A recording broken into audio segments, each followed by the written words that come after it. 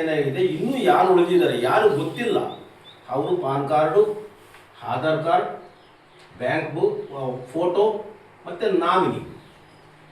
ಈಗ ನಾವೆಲ್ಲ ಉಳಿತಾಯ ಮಾಡಿರ್ತೀವಿ, ನಾಮಿನಿ ಬರೆದಿರೋದಿಲ್ಲ, ನಾವು ಹೇಳಿರೋದಿಲ್ಲ, ಆಗ ಅಕೌಂಟ್ ಓಪನ್ ಮಾಡಿರ್ತಾರೆ. ಮತ್ತು ಆ ಹಣ 10 ವರ್ಷ ಆದಮೇಲೆ ನಾವೇ ಇರೋದಿಲ್ಲ, ಯಾರು ಕೊಡಬೇಕು ಅಂತ ಬ್ಯಾಂಕ್ಗೂ ಅಲ್ಲಿ ಗೊತ್ತಿರೋದಿಲ್ಲ. ಆಗ ಕೇಂದ್ರ ಸರ್ಕಾರ ಆ ದುಡ್ಡನ್ನು ತಗೊಳುತ್ತೆ. ಸೊ ನೀವು ನಾಮಿನಿ ಬರೆದಿದ್ದಾಗ ನಮಗೆ ಯಾವುದೇ ತೊಂದರೆ ಆದಾಗ ಆ ಹಣವನ್ನು ನಾವು ಅಕಸ್ಮಾತ್ ಇಲ್ಲ ಅಂದಾಗ ಅವರಿಗೆ ನೇರವಾಗಿ ಕೊಡ್ಬೋದು. ನಮಗೆ ದಾಖಲೆ ಇರುತ್ತೆ, KYC ಮಾಡಿರ್ತೀವಿ, ನಾವು ಪುಸ್ತಕವನ್ನು ತೆಗೆದಾಗ ಇಂಥವ್ರು ಇಲ್ಲ ಅನ್ನೋದು ಸರ್ಟಿಫಿಕೇಟ್ ಕೊಟ್ಟಿದ್ದರೆ ಇಂಥವ್ರು ಕೊಡಬೇಕಂತ ವ್ಯವಸ್ಥಾಪಕರು ಬೇಗ ಆ ನಾಮಿನಿಗೆ ಹಣವನ್ನು ಕೊಡೋ ಒಂದು ಇದಾಗುತ್ತೆ. ಮತ್ತು ಕೇಂದ್ರ ಸರ್ಕಾರ ನಮಗೆಲ್ಲ ಏನು ಮಾಡಿದೆ, ಈಗ ಒಟ್ಟಾಗಿ ಎಲ್ಲ ಗ್ರಾಹಕರಿಗೂ, ಗಂಡಸರಾಗಬಹುದು ಹೆಂಗಸರಾಗಬಹುದು, ಹಳ್ಳಿಗಳಲ್ಲಿ ಏನು ಪ್ರಶ್ನೆ ಬರುತ್ತೆ, ಹೆಂಗಸರಿಗೆ ಮಾತ್ರನಾ ಗಂಡಸರಿಗೆ ಇಲ್ವಾ ಅಂತ ಬರ್ತದೆ. ಏನು ಅಂತ, ಕೇಂದ್ರ ಸರ್ಕಾರ ನಮ್ಮ ಕರ್ನಾಟಕ ಗ್ರಾಮೀಣ ಬ್ಯಾಂಕಿನಿಂದ ಎಲ್ಲೆಲ್ಲಿ ಬ್ರಾಂಚ್ಗಳಿದೆ ಅಲ್ಲಿ ಪ್ರತಿಯೊಬ್ಬರಿಗೂ 4 ಲಕ್ಷ ಸಬ್ಸಿಡಿ ಸ್ಕೀಮನ್ನು ಕೊಟ್ಟಿದೆ. ಎಷ್ಟು ಜನಕ್ಕೆ ಗೊತ್ತು ನಮಗೆ? ಇಲ್ಲಿ ಬರ್ತೀರಿ, ಡೆಬಿಟ್ ಕೊಡ್ತೀರಿ, ನಾನು ಕಾಸು ಕೊಟ್ಟು ಕಳಿಸ್ತಾ ಇರ್ತೀನಿ. 4 ಲಕ್ಷ ಇದೆ. ಆ ಸಬ್ಸಿಡಿ ಏನು? ಉಚಿತವಾಗಿ 4 ಲಕ್ಷ ಪಡೀಬಹುದು. ಎಷ್ಟೋ ಜನ ಈಗ ಪಡೀತಾ ಇದ್ದಾರೆ. ನಿಮ್ಗೆ ಇಲ್ಲಿ ಗೊತ್ತು, ಇಲ್ಲಿ ಒಂದು ಇದಾಯಿತು, ಬೆಂಕಿ ಅಂತ, ಅವ್ರಿಗೆ 4 ಲಕ್ಷ ಬಂತು. ನಾಣಿಕೆಯವರು 4 ಲಕ್ಷ ತಗೊಂಡು, ಮತ್ತೆ ನಾವು ಯಾಕೆ ತಗೊಳ್ಬಾರ್ದು ಆ ಸಬ್ಸಿಡಿಯಲ್ಲಿ? 4 ಲಕ್ಷ ಪ್ಲಸ್ 8.5 ಲಕ್ಷವನ್ನ ಪಡಿಬಹುದು. ಇಷ್ಟು ಸಬ್ಸಿಡಿ ನಮ್ಮ ಕರ್ನಾಟಕ ಗ್ರಾಮೀಣ ಬ್ಯಾಂಕಿಂದ ಪ್ರತಿಯೊಬ್ಬರಿಗೂ ಕೊಡುವಂತ ಒಂದು ವ್ಯವಸ್ಥೆ ಇದೆ. ಯಾವ ರೀತಿ ಪಡೆಯೋದು 4 ಲಕ್ಷವನ್ನ? ಇಷ್ಟು ಸಲೀಸಾಗಿ ನಾರಾಯಣ ಸ್ವಾಮಿ ಅವರು ವ್ಯವಹಾರ ಪ್ರತಿನಿಧಿ ಹೇಳ್ತಾ ಇದ್ದಾರೆ ಅಂದ್ರೆ ಒಂದ್ ಸ್ವಲ್ಪ ಜಾಗ ಮಾಡಿಕೊಂಡು ಸೇವೆ ಯಾವ ರೀತಿ ಪಡಿಬೇಕು ಅಂತ ಹೇಳಿದ್ರೆ, ಪ್ರತಿಯೊಬ್ಬರು ಅದನ್ನ ಪಡಿ. ಈಗ ನೀವು ಬೇರೆ ಕಡೆ ಎಲ್ಲ ಏನ್ ಮಾಡ್ತಾ ಇದ್ದೀವಿ, ಮೊದಲಿಗೆಲ್ಲ ಕೇಳಿದ್ದೀರಾ, LIC ಅಂತ ಇದ್ರು. ಯಾವಾಗೋ 15-25 ವರ್ಷಗಳಿಗೆ ನಿಮ್ಗೆ ಡಬ್ಬಲ್ ಆಗಿ ಅವಾಗ ಬರೋಂಥದ್ದು ಎಷ್ಟು ತಿರುಗಾಟ ಇತ್ತು. ಈಗ ಅದಿಲ್ಲ. ಕೇಂದ್ರ ಸರ್ಕಾರ ಬಹಳಷ್ಟು ನಿಮಗೆ ನಾವು ಇದ್ದಾಗಲೇ 4 ಲಕ್ಷವನ್ನು ಪಡಿಬೋದು. ಯಾವ ರೀತಿ ಅಂತ ಹೇಳಿದ್ರೆ, ನಮ್ಮ ಕರ್ನಾಟಕ ಗ್ರಾಮೀಣ ಬ್ಯಾಂಕಿನಲ್ಲಿ ನಮ್ಮ ಬ್ಯಾಂಕ್ ಮಿತ್ರರು ಅಥವಾ ಬ್ಯಾಂಕಿಗೆ ನೀವು ಭೇಟಿ ನೀಡಿದಾಗ ನೀವೇನು ಮಾಡಬೇಕು ಅಂತ ಹೇಳಿದ್ರೆ, 20 ರೂಪಾಯಿ 436 ಏನು ವಾರ ಕಟ್ಟದ, ತಿಂಗಳು ಕಟ್ಟದ ಇಲ್ಲ, ವರ್ಷಕ್ಕೆ 1 ಬಾರಿ ನೀನೇ ತಗೊಂಡೋಗಿ ಕಟ್ಟೋದು ಇಲ್ಲ.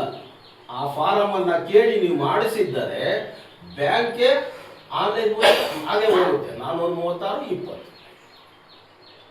ಸೊ ನಮಗೆ 70 ವರ್ಷದ ಒಳಗಡೆ 50 ವರ್ಷದ ಒಳಗಡೆ ಆಕಸ್ಮಿಕ ಘಟನೆಗಳು ಅಥವಾ ನಾರ್ಮಲ್ ಏನೋ ಒಂದು ಆಯಿತು ಅಂದಾಗ ನಾವು ಬದುಕಿದ್ರೇನು ಒಂದಿಷ್ಟು % ಅಂತ ಬರ್ತಾ ಇದೆ. ನಾವು ಕಟ್ಟಿದ್ದು ಕೇವಲ 20 ರೂಪಾಯಿ 436. ಅಥವಾ ನಾವಿಲ್ಲ ಅಂತ ಹೇಳಿದ್ರೆ 2 ಸೇರಿದ್ರೆ 4 ಲಕ್ಷ ರೂಪಾಯಿ ಬರುತ್ತೆ. ನಾವು ಕಳೆದುಕೊಂಡಿದ್ದೆಷ್ಟು ವರ್ಷಕ್ಕೆ? 20 ರೂಪಾಯಿ 436. ಒಳ್ಳೇದಲ್ವಾ? ಯಾವ್ದಾದ್ರು LIC ಅವ್ರು ಕೊಡ್ತಾ ಇದ್ದಾರಾ? ನಮ್ಮ ಕರ್ನಾಟಕ ಗ್ರಾಮೀಣ ಬ್ಯಾಂಕ್ ಈ ಕೆಲಸ ಮಾಡ್ತಾ ಇದೆ. ಇದನ್ನ ಪ್ರತಿ ಹಳ್ಳಿಯಲ್ಲಿ ನೀವು ಹೇಳಬೇಕು, ನಾವು ಹೇಳಬೇಕು, ಬ್ಯಾಂಕಲ್ಲಿ ಹೇಳ್ತೀವಿ.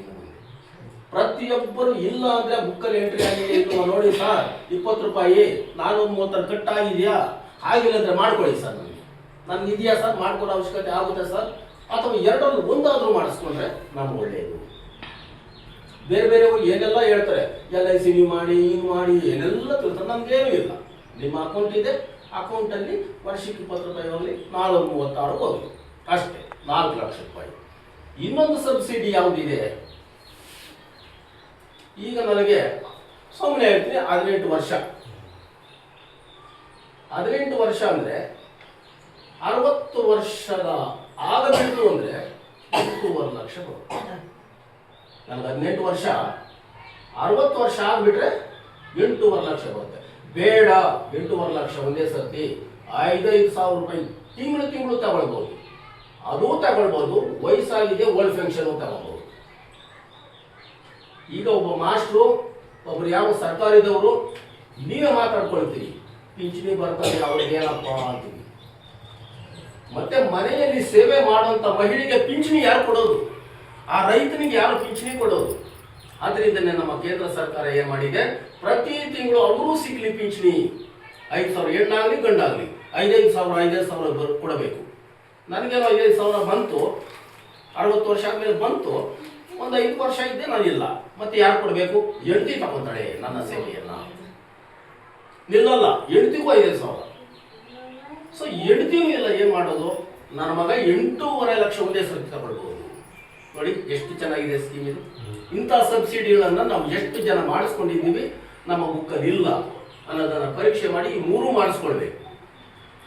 ಇಂಪಾರ್ಟೆಂಟ್ ಆಗಿ KYC ಅನ್ನೋದನ್ನ ಪ್ರತಿಯೊಬ್ಬರು ನಿಮ್ಮ ಮೊಬೈಲ್ಗೆ ಮೆಸೇಜ್ಗಳು ಈಗಾಗಲೇ ಬಂದಿರ್ತವೆ. ಕೆಲವರಿಗೆ ಆ ಬಂದಿರೋಂಥವ್ರು ಶಾಖೆಗೆ ಭೇಟಿ ನೀಡಿ ಅಥವಾ ನಮ್ಮ ಬ್ಯಾಂಕಿನ ವ್ಯವಹಾರ ಪ್ರತಿನಿಧಿಗಳು ಎಲ್ಲಿ ಕಾಣಿಸ್ತಾರೆ ಅವರಿಗೆ ಹೇಳಿದ್ರೆ ಅದನ್ನ ಮಾಡಿಕೊಡ್ತಾರೆ. ಸೊ ಉಳಿದ ಒಂದು KYC ಮತ್ತೆ ನಮ್ಮ ಈ ಸಬ್ಸಿಡಿಗಳ ಬಗ್ಗೆ ಮಂಜುಳಾ ಮೇಡಮ್ ಅವರು 2 ನಿಮಿಷ ಮಾತಾಡಬೇಕಂತ ಕೇಳ್ಕೊಳ್ತೀನಿ.